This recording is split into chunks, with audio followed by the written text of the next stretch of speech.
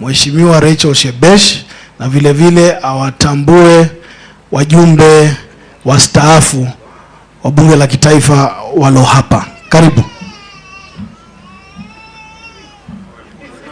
I may need some usher here to assist on this staircase.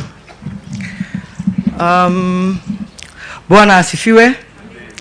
To my friend Mumbi and her family, the clergy, the Right Honorable Raila Odinga, Governor Sakaja, and all protocols observed.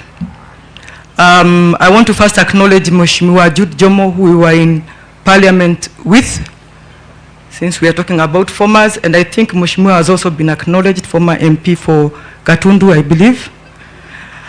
I want to speak to my sister Mumbi. Many of us women, when you see us, you don't know where we came from. I only know Raila Odinga because of Mumbi. Where has he gone? And I wanted to say this when he's here. I'm also only loyal to him because of Mumbi. Because she taught me loyalty. And she taught me the politics of standing in a space where other people are not comfortable. When Mumbi and I joined politics because of Mumbi, I would have come into Bunge much faster if I had gotten the trick early ya kukimbia to where my tribe is. I would have been in Bunge for long. If I had played that politics, Mumbi, you know we would have gone very, very far politically. But we didn't. We didn't because Mumbi taught us that. And Mumbi, therefore, I want to say, many people who are here, many women especially who are here, we hold you in high esteem. And we thank you for holding our hands. I want to talk to Mumbi's children.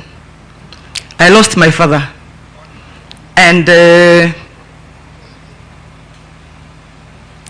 after imagining that my mother was well, and that's why I'm glad you've spoken openly. We imagined my mother was well. But there is a time my mother called us as her children. And she said, my children, from today I don't want to be your mother. I want to be your friend. Because if a friend is the one you call regularly, a friend is the one you go for a drink with, a friend is the one you rush to, then I don't want to be your mother. I want to be your friend. And I want to tell you my relationship with my mother since my father passed has changed dramatically. And so I'm asking you, even as we look for what Mumbi can be occupied with, the joy Mumbi will have is to be occupied by you. I've seen grandchildren here, and these days I'm a grandmother. And I'm telling you, if there is something I can do daily, is be with my grandchildren. So please avail yourselves and avail Mumbi's grandchildren to her, because that is the most important thing right now in family. Let me speak a bit about our political loyalty to one Raila Odinga. And Baba, if there is a place where you keep your loyalty card, if Mumbi is not top 5, then Baba, you don't know who is loyal to you. If she's not top 5, you have no idea what loyalty to you means. But I want to tell you what it has cost Mumbi. Because we've cried many times with Mumbi. It has cost Mumbi, and her family will tell you, a lot of hatred, sometimes attacks, and it has cost her being the pillar for you, especially in this region, a lot. And therefore, when Mumbi is here today and you're here, I am not surprised at all. I'm not surprised. But I want to say something that I know if Mumbi was allowed to be the Mumbi today, she would say. And Kamau Raila is Kamau Raila. What he says, nobody understands.